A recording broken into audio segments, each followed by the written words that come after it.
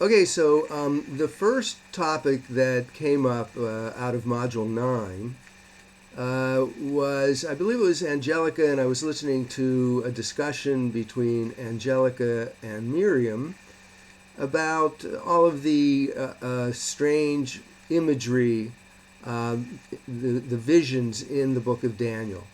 And there was a sort of a subtle discussion about whether these strange images and strange symbols weren't really not never really meant to be cryptic symbols, but were just elements of sort of good storytelling in the second century BCE in Judea.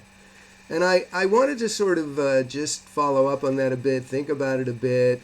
I guess I made reference to, we're all going to probably go at some point and see the new Star Wars movie, and, there's going to be all sorts of strange beasts and, images there.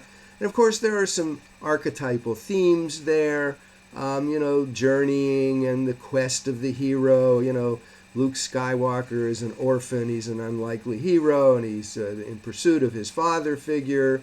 Those sorts of archetypal themes, but, and we resonate with those themes, but we also, are drawn to this story simply by virtue of the fact that it has all this strange imagery, the interesting imagery.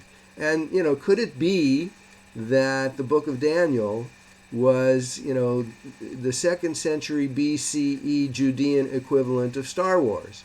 And that while we're, trying to, think about all of this strange imagery, for the people who first heard this story, they understood the imagery, they understood the symbols, and it was just a good story. It was a good way to draw people into the story.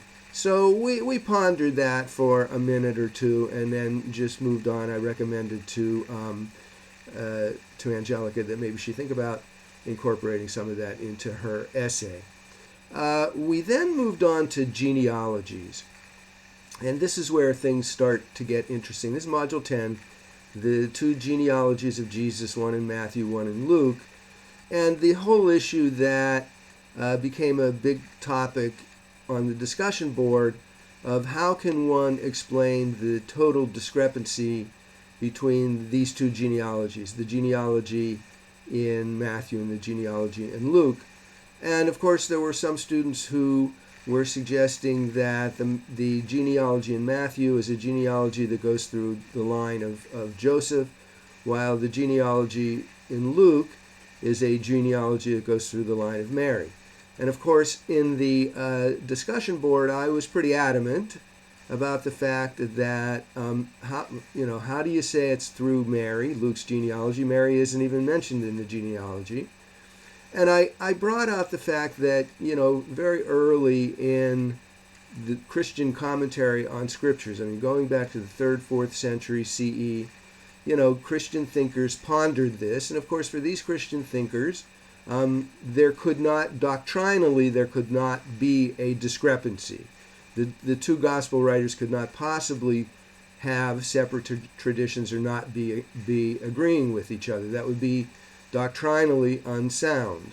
And so various ways were thought about and considered for how do you reconcile, how do you harmonize these two genealogies. So, one of the ways to reconcile it was to think about what is called in the Hebrew Bible levirate marriage.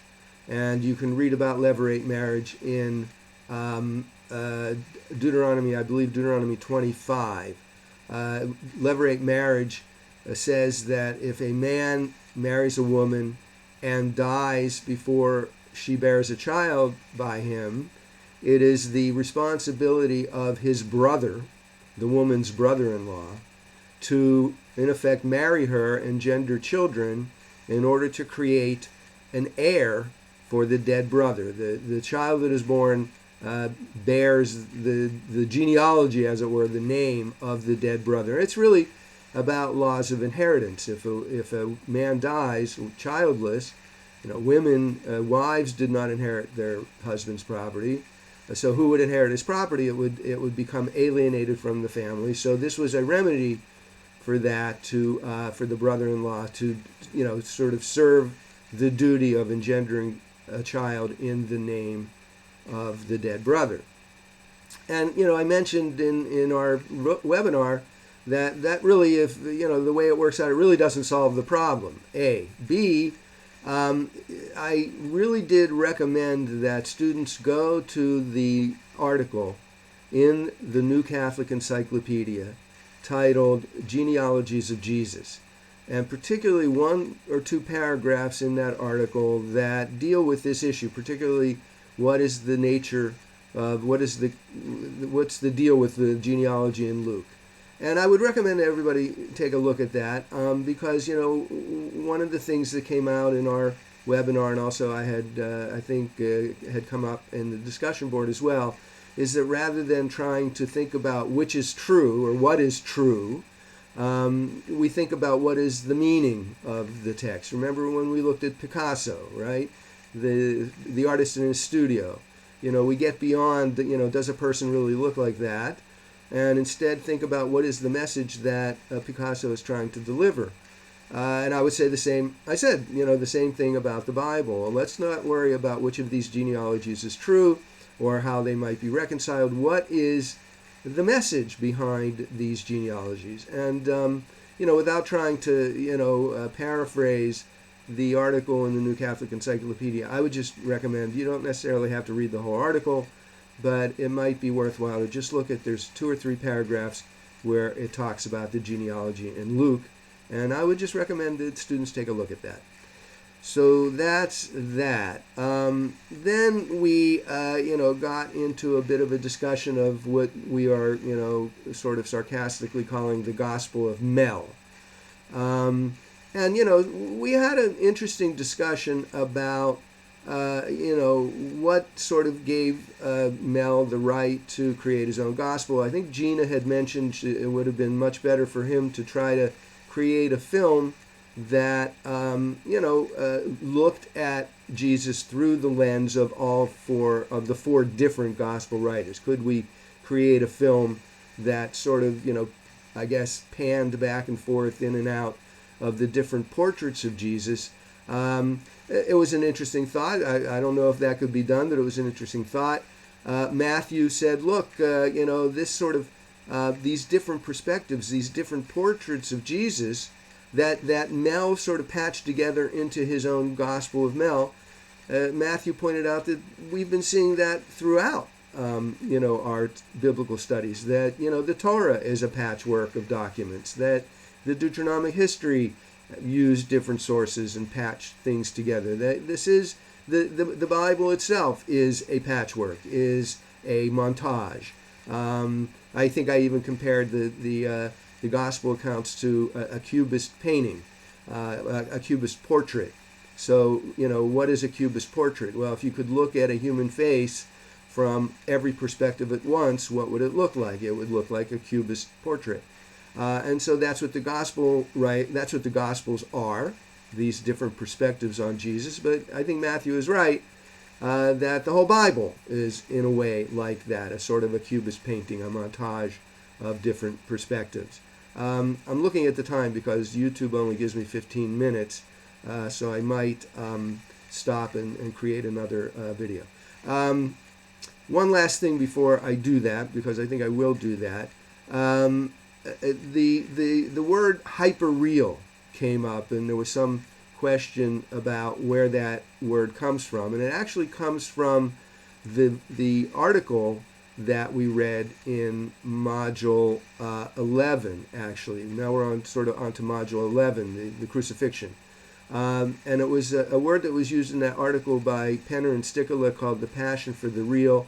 Just them pondering how the attempt to make it the scourging of Jesus so real makes it almost hyper real, more real than real.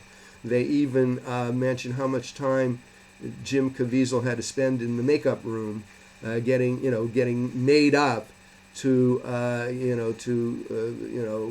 demonstrate the mutilation to his body that the scourging created, hyperreal. And I mentioned that the article also sort of questions: is Mel Gibson's film a film about, God incarnate coming to save mankind from sin, or is it just another sort of American cinematic hero story? I mean, is Jesus the Christ that we know from the Bible?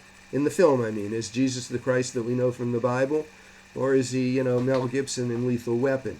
So, those were some things that we talked about with regard to Module 11. We also talked about the issue of the vilification of Jews and the vindication of Pilate in the crucifixion scenes. And I think I'll take that up in the next video. So hang in there.